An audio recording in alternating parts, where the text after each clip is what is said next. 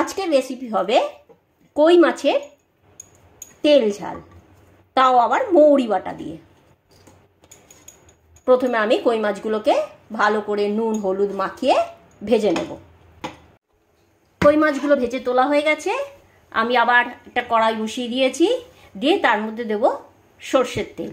তেলটা একটু বেশি লাগবে, কেন এই রেসিপিটার নামই হচ্ছে তেল কই। তেলটা গরম হয়ে গেছে, এবারে আমি দেব কালো জিরে আর 2-3টে কাঁচা লঙ্কা। এবারে দেব আমি মৌরি আর জিরে আমি একসাথে বেটে রেখেছি।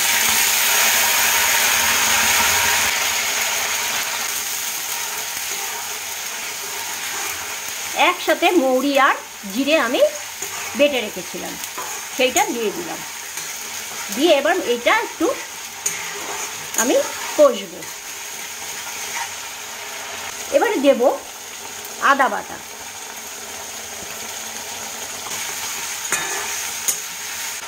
দেব হলুদ গুঁড়ো, লঙ্কা গুঁড়ো ঝাল বুঝে,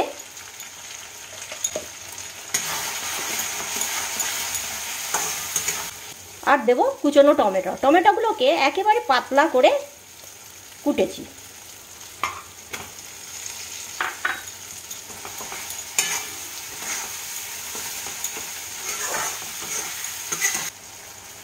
দেব লবণ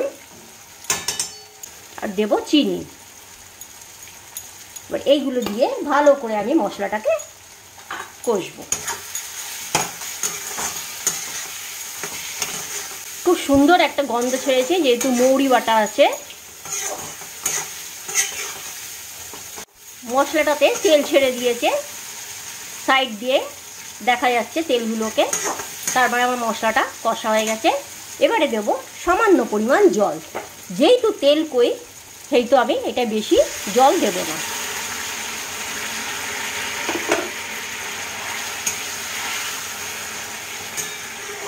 বেরিয়ে আসার পর আমি মাছগুলো দিয়ে আর সামান্য জল দিয়ে আমি 5 মিনিট ফুটতে দিচ্ছি।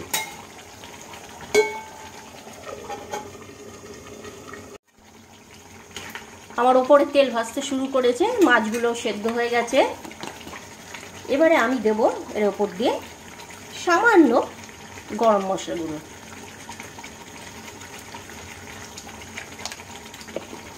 মৌরি বাটা একটা আলাদা গন্ধ থাকে, কেউ যদি ইচ্ছে না করে গরম মশলা গুঁড়োটা নাও দিতে পারে।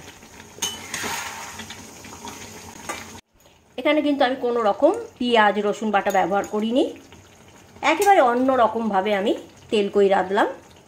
আশা করি সবার ভালো লাগবে। সঙ্গে থাকার জন্য অসংখ্য ধন্যবাদ।